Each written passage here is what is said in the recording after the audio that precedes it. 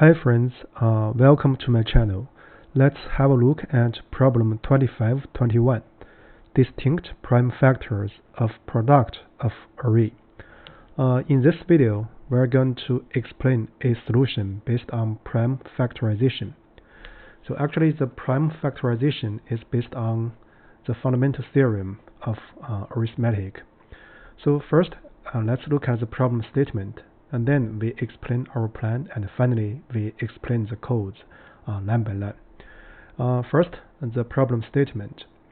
So here we are given an array of positive integers called nums. So we are required to return the number of distinct prime factors in the product of the elements of nums. So in the note, it explains what's a prime and what's a factor, right? So here are two examples. So let's have a look at example 2 first. So example 2 is very special because all the numbers 2, 4, 8, and 16 are powers of 2. So the only prime factors involved is actually 2 itself. So we output 1. So in the second example, so the primes involved, so here we have a 2. So here we have 2 to the power 2. So it's again 2. So here we have 3, we have 7. And in this one we have 2 times 5. So 5 is a new prime. So here we have 2 times 3. So overall we have 2, 3, 5, 7. So the distinct prime factors, the number of distinct prime factors is 4. So with that said, let's also look at the constraints. First, the length of this nums array is bounded above by 10 to the power 4. It's not empty if we see the lower bound, right? So each number or each element is bounded below by 2 and bounded above by 1000. So with that said, we are ready to look at or explain the plan and the solutions. So here our treatment is based on prime factorization. So this is actually a follow-up video for the video of problem 2507. So essentially, the two problems are the same if we consider the core utility function. So here our plan is the following. First, I'm going to write an utility function to get the prime factors for a positive integer. So in this problem here, so we just need to get the distinct prime factors. We don't need to consider the multiplicities, right? So here, the second step is that we are going to use a set operations, in other words, a union, to get the distinct prime factors for the product of numbers in the list. So before we do that, let me first state a simple observation. So here, the set of prime factors or distinct prime factors, the same thing, because set implies uniqueness of elements in set. So the set of prime factors in the product, for example, the product A1 times A2 times up to AM, is equal to the union of sets of prime factors for each factor AI. So here I runs from 1 to n, in other words, all the indices. So with that said, we are ready to look at the code. So if you come from a problem 2507 video, so this video or this solution will be very straightforward. So step 1.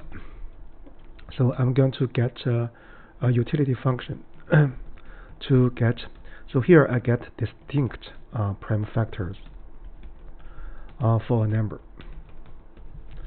So this function is essentially the same utility function as that in problem 2507.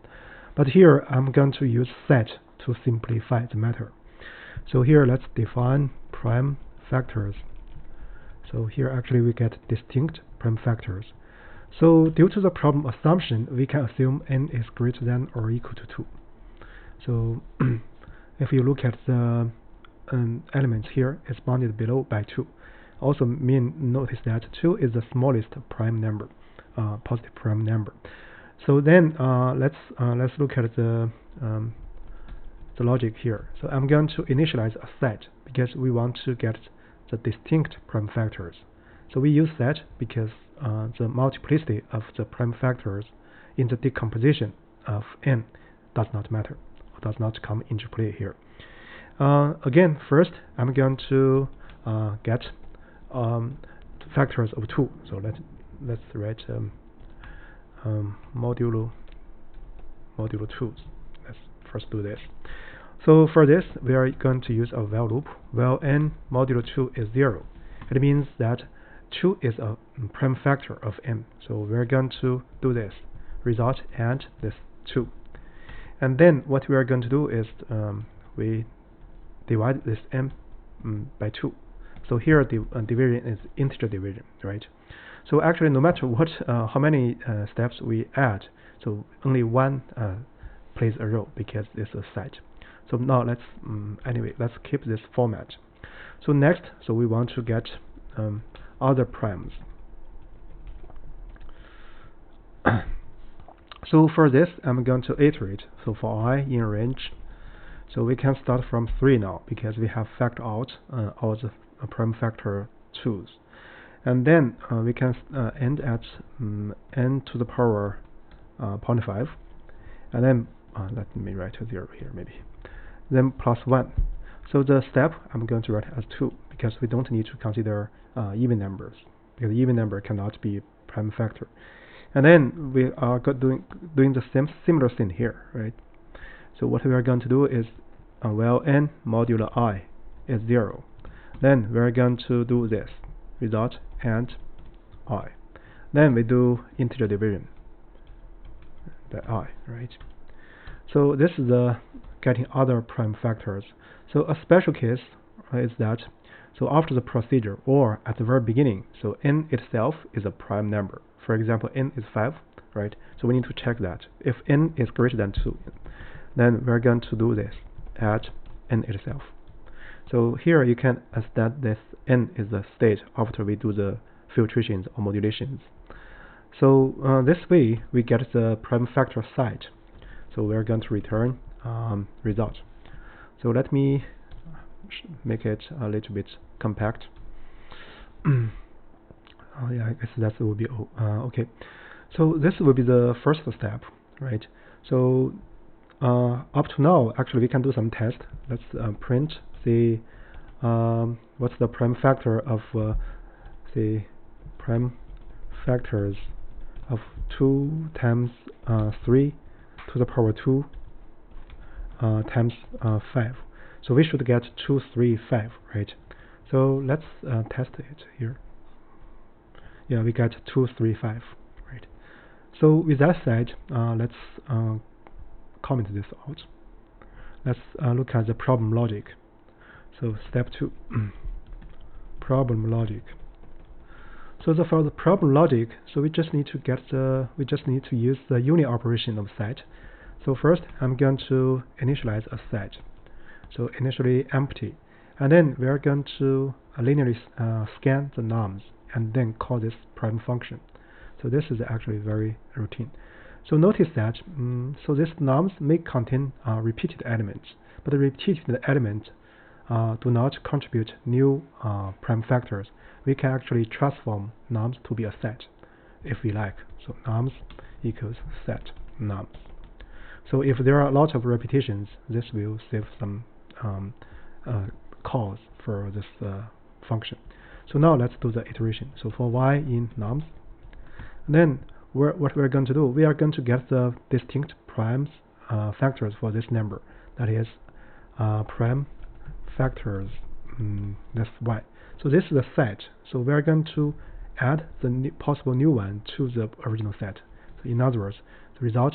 So we're going to the union this current set, then reset the result to be result itself, and then we're going to do the return. So we're going to return the result. So this is the problem logic. So this piece of code actually forms a solution format to this problem. So before we make any comments, let's first do a check. Here, let's see, type error is not valid value for expected return type integer. Oh, here, I need to return the length. Yeah, it passes the first example. Now let's check the very special one. So this is we should return 1 because the only prime involved is 2. Yeah, we get 1. So now let's look at the generic case. Yeah, it passes all the cases very fast. So yeah, here let me summarize this video. So here we presented a utility function called prime factorization. So the name is prime factors. So basically give an integer m so we can get the distinct prime numbers or factors. And then we use this utility function to solve this specific problem. So as you have seen maybe in problem 2507, so if we adjust slightly the function format, so we can print the full prime factorization for a given integer m, right? So here the problem itself is very routine if we know or understand this utility function. So in this sense, I would say the core for this problem is the prime factor or the utility function we write here. So with that said, I guess that's about it for this video. If you find this explanation or this solution useful, you're welcome to share with your friends. With that said, thank you.